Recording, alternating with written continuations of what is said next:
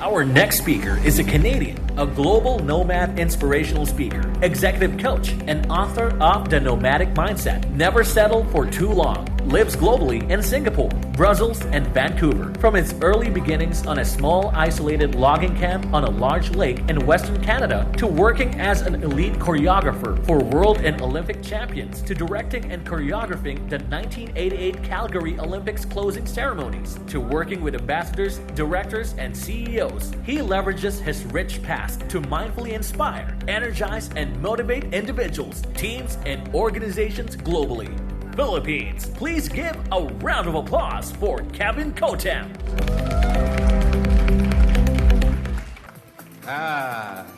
So this is what I look like today. I'm bald, and I have bare feet. This is what I looked like. Well, this is what I looked like. Oh man. We're off to a good start. This is what I looked like in 1974, the last time I was here in Manila, with hair. And this is what I looked like in some of my research to the nomadic mindset, never settle for too long. A bald man with a turban. This is the ecstasy of the journey. The journey is about writing, and the journey about writing is about stories.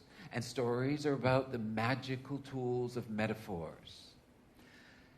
I want to share with you something that's extremely important, and that is that writing is not for the faint at heart. Not for the faint of heart at all. In fact, it is a mental, physical, emotional, spiritual roller coaster.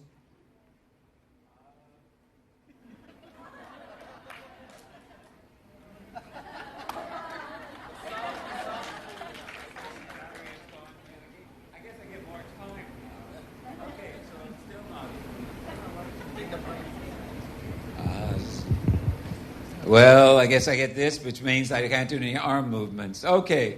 Anyway, where was I? Okay, not for the faint at heart. Absolutely. In fact, as I said, that it is a journey. It's a big journey. Now, in the morning, I get up. I pee, then I meditate. And then I have a bit of coffee, and then I head over to my computer. And I sit at my computer, and I look. Whoa. And I turn it on, and I see a blank page, a very big blank page. And I sit there, and I sit there, and I sit there. And you know what? Nothing is coming. Nothing is happening. I write a word, and it's a really incoherent, strange word, and then a strange sentence, and I go, delete. And then I get really very frustrated because I'm sitting there and nothing's coming. Sitting, frustrated, annoyed, upset, all of these things which come. And then I have some gossip in my head. And the gossip in my head is saying, well, why would you write anyway? Because nobody would read it anyway. And then the other says, well, you don't know how to write, and you don't have the coherence, or you don't have the expertness.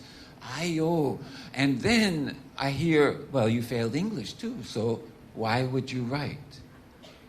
But then the other side of the coin, there is this incredible, incredible moment of flow that happens throughout the day, different days. And you write more and more and more and more. And you think, how wonderful. And this is the baldness, the furtive area of discovery of creativity. Writers, scribes need to become bald. I don't mean to say you have to shave all your hair off. But you need to be bald in to be able to sense that blank palette and what to fill it with. Very, very important. I'm going to take you on a bit of a journey today. And I can see that I'm going to have a variety of things that I have to do around.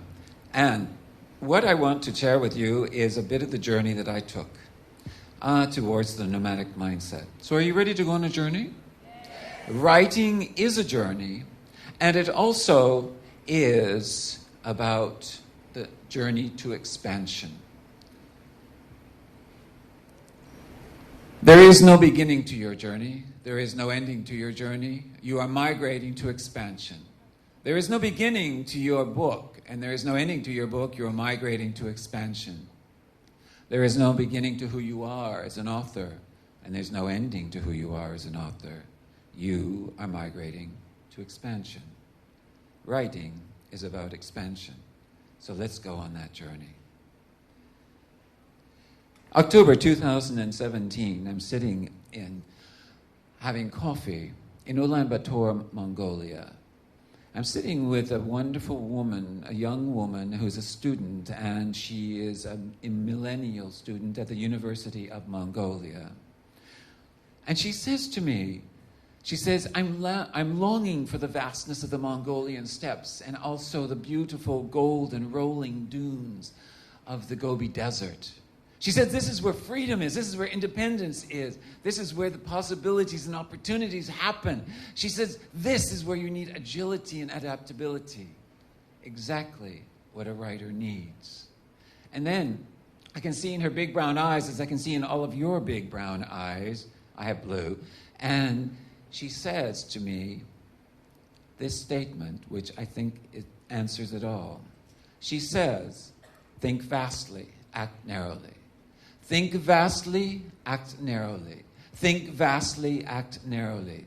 So what does she mean by this, do you think? Well, she says, nomads are able to see from a very big expansiveness. They're allowed to, they look at all the opportunities and possibilities that might come in their way, and there's different stories and signposts and everything, and then they make a quick decision as to which way they're going to go.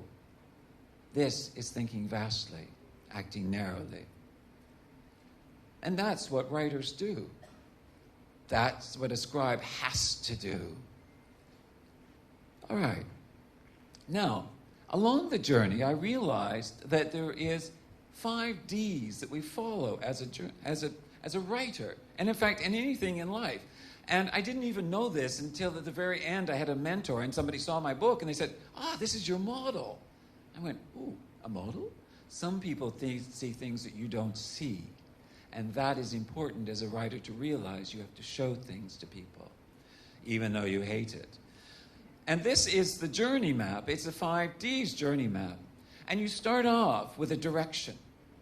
And that direction, wherever you want to go. And then there is the departure, that place that you gather all sorts of information that's going to help you on that journey, just like you would on any trip.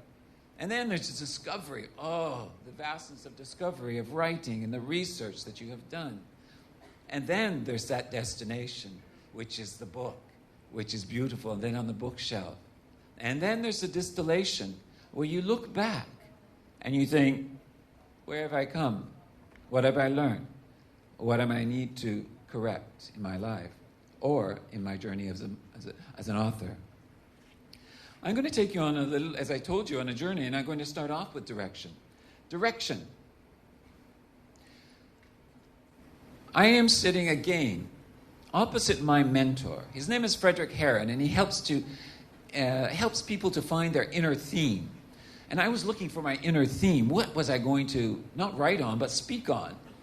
And I was sitting there at his black and white colonial home in Singapore out in the lounge.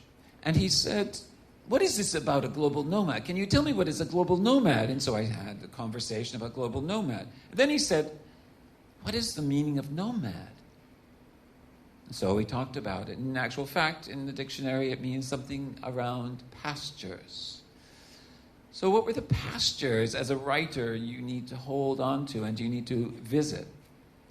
So he said, okay, that's very cool. But you know, if you're going to write, if you're going to speak, you're going to have to write. And you're going to have to write a book so that you become credible. And so what's that credibility? And so what I did, he said, you now need to research. I went, oh, research? I've never researched in my life. And he said, well, you got to go and visit nomadic cultures. And I said, oh, nomadic cultures. He said, yeah, 3 around the world. I went, oh. And then he said, 100.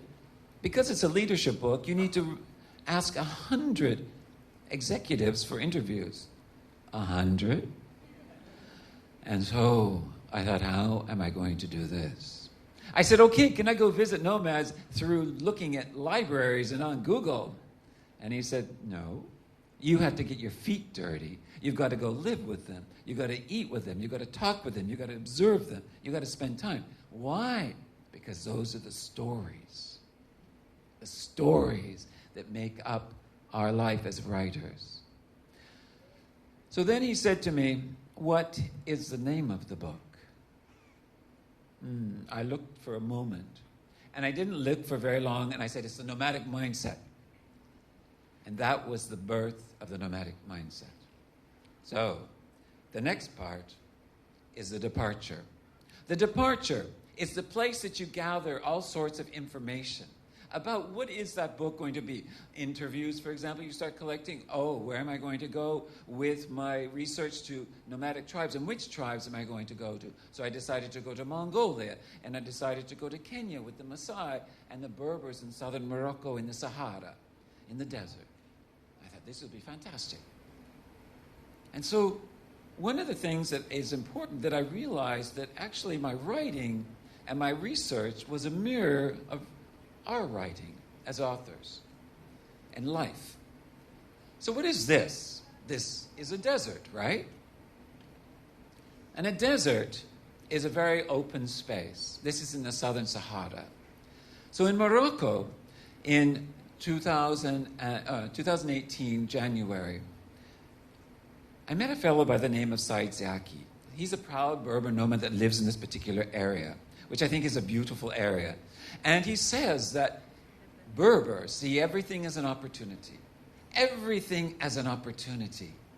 Isn't that marvelous? He said they even see the sand in the desert as an opportunity. And you begin to wonder, how is that an opportunity? And then he said that nomads modulate their life to the sand. And the sand is constantly moving. And there's constantly uncharted territory that you must travel to. He said you need to be keen and alert to see the signposts along the way. Because the signposts are the opportunities to get to your destination. The signposts. So what are signposts? Signposts are anything that come in your way when you start with a theme. Because your body and your mind and everything becomes piqued and sensitized. And everything starts to open up. Oh my God, I didn't see those flowers. What does that mean? Oh, I didn't even see that sign before, and I've been walking by it forever. Oh, and that conversation. Those are signposts. Those are signposts of opportunity. And we must not say, oh no, that's nothing. We must grow with those signposts. He also said the sand creates those opportunities. And he said that you need to be agile and adaptive to the evolving environment that is happening around you. And for that, you need to be alert. So that's important to understand that when you are a writer and in departing, you need to be able to be understanding where are the signposts and those opportunities. Because they are the magic that will lead you to crafting your words. Now remember that in this particular area of the departure is the most discomfort, uncomfortable, because you are now moving into that period of like, oh no, I don't want to be in my comfort zone. But the comfort zone is the death of desire. You cannot write when you are in the comfort zone because you need to get dirty, you need to get bald, you need to get in the discomfort. That is the learning and growing place. And those where you will see the opportunities and the signposts. Become discomfort. Get into discomfort. All right, let's go on the discovery phase. So discover, well, where did I first start? I'm going to go back to Mongolia because I love this part. Again, I'm sitting down, which I did quite a bit. And I'm sitting in the Blue Sky Lounge in Ulaanbaatar, and it's cold, and it's very chilly outside, and you can tell that the winter is coming upon you. Thank goodness I had bought my cashmere sweaters. And there we are sitting with two urbanite, very strong Mongolian women, very professional women, and my mentor who had come along with me, Frederick Heron. And I asked one of the women who was the head of the branding council of Mongolia, and she said to me, I said to her, actually, what is the true meaning of nomad? Do you know what the true meaning of nomad is? She said to me, most people believe it to be moving from place to place to find new pastures. Now this woman had big brown eyes, high cheekbones, big lips, a smile from ear to ear, a vivacious laughter, deep, sultry voice. And I looked at her and she said, no. That's not what it means. She said it means the movement of the mind. The movement of the mind, the movement of the mind. Isn't that a beautiful thought about the movement of the mind? So what do we as speakers do? And writers, we have to have that movement of the mind, because that brings in the thinking vastly and acting narrowly. That brings in the searching for opportunities. If you don't have that movement, it's dead. You need the movement. And that doesn't mean to say it goes boom, boom, boom, fast, like an F1 driver. No, it means that it goes through tempos.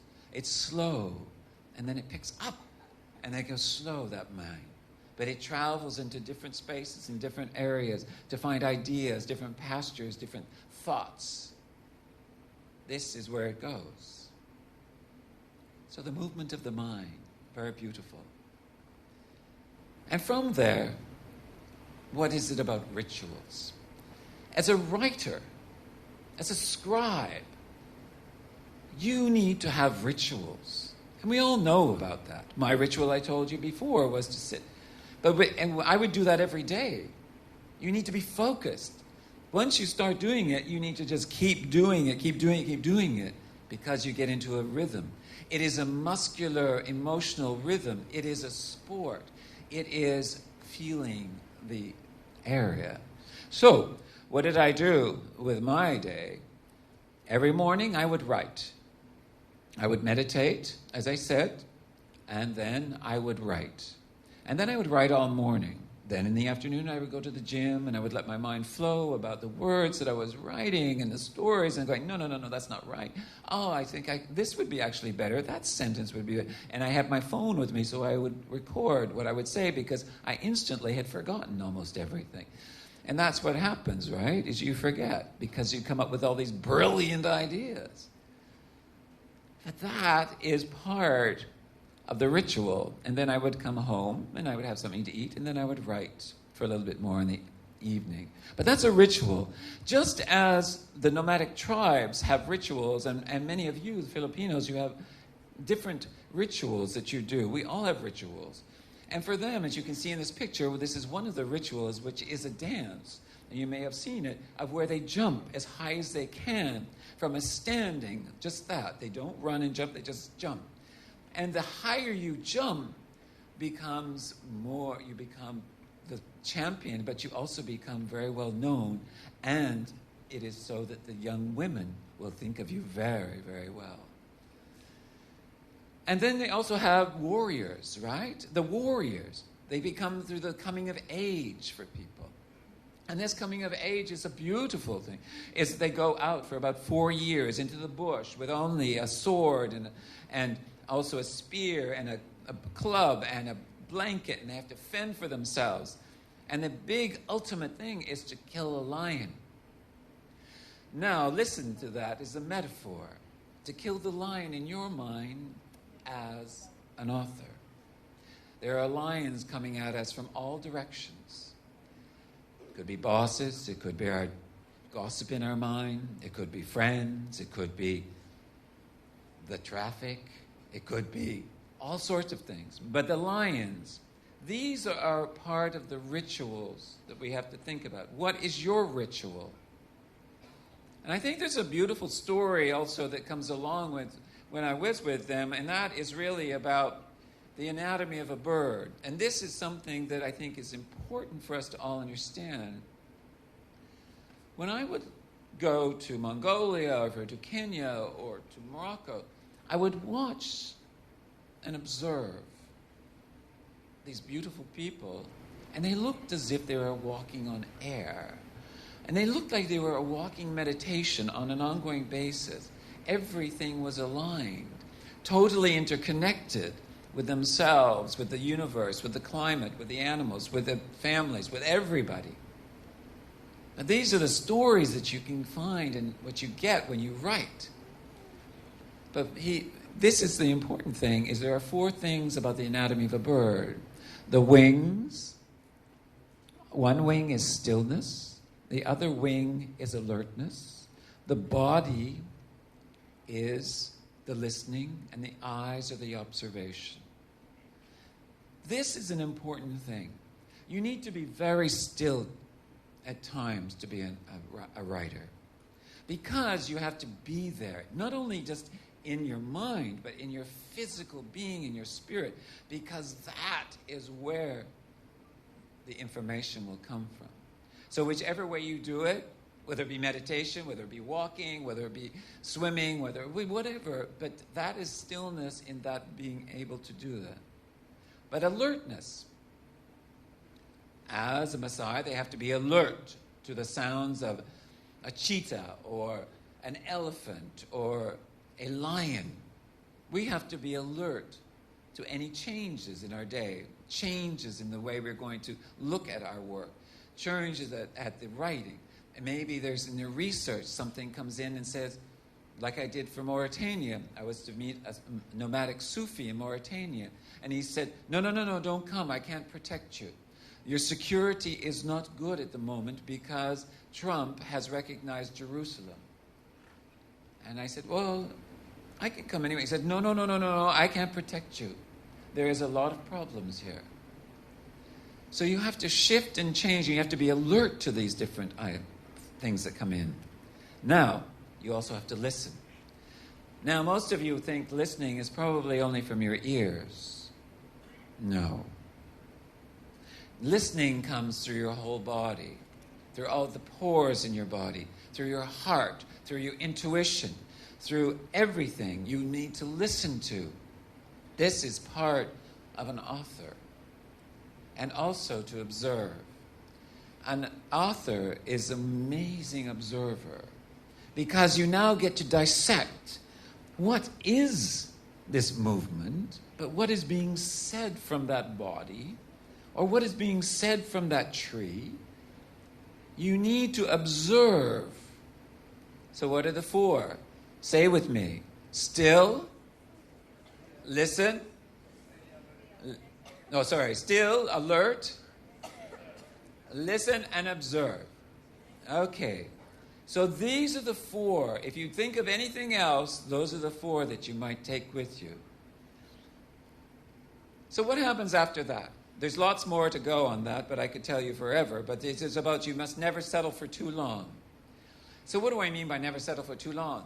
You must never settle on one page of your script and your book for too long. Do not get into perfection. Vomit everything out of you. Put it onto the pages, whatever form that it comes in. Get it out of you. It is the most important thing. And if you keep going back and restructuring, you'll never get to the end of the book. Never get to the end of the book. Because you are now limiting yourself in the comfort zone, and you're not discomfort. You're afraid. All right? So never settle for too long.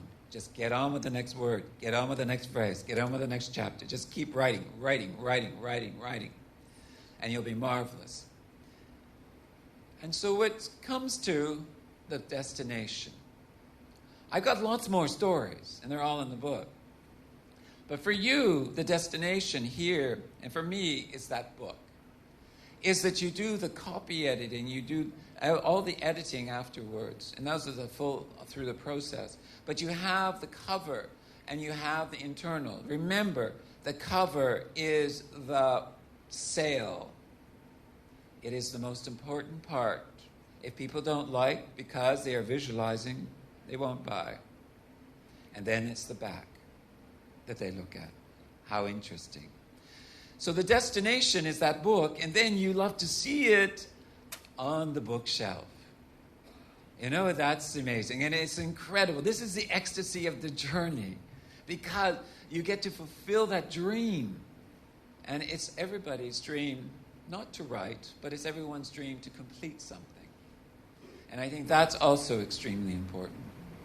So the last part is distillation of the journey. And that's when you look back. And you go back and you say, what happened? What really went right? What didn't go right? What didn't go wrong?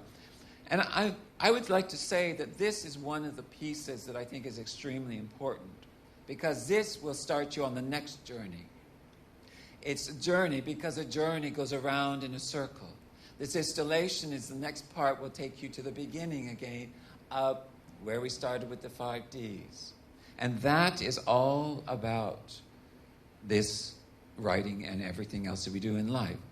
This, I can tell you, is one of my favorite moments. This is Dennis. And Dennis, I support and sponsor for education. He's a Maasai. And one of the things that I did was, that it changed my life, was doing this research, is that I decided that to give back to the Maasai people who are very, very poor, is that I would help the people that offered me information and gathered, that I would sponsor some of their children to education. So I continued to do that, and it's a great moment for me. And then it was a great moment for me to see this picture when I had sent the books to them. And they were so excited to see their pictures in the book and their names in the book. And it was one of those moments that you think, okay, this is all worth it. Completely worth it, because you only need one person, right?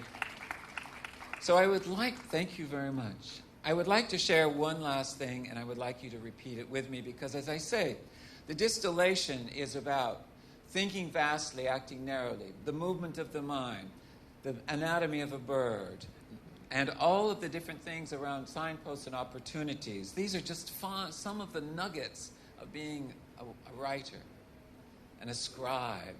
And that's a beautiful word, the scribe.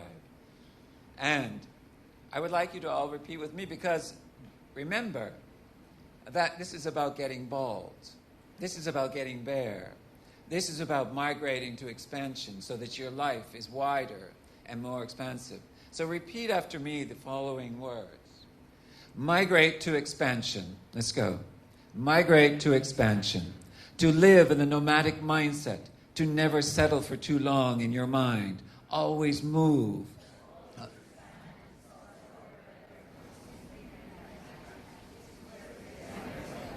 Where great authors thrive. So I want to thank you very much.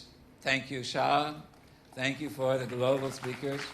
And I would like to share the one last thing, and that is get bald and write now. Woo! Thank you very much.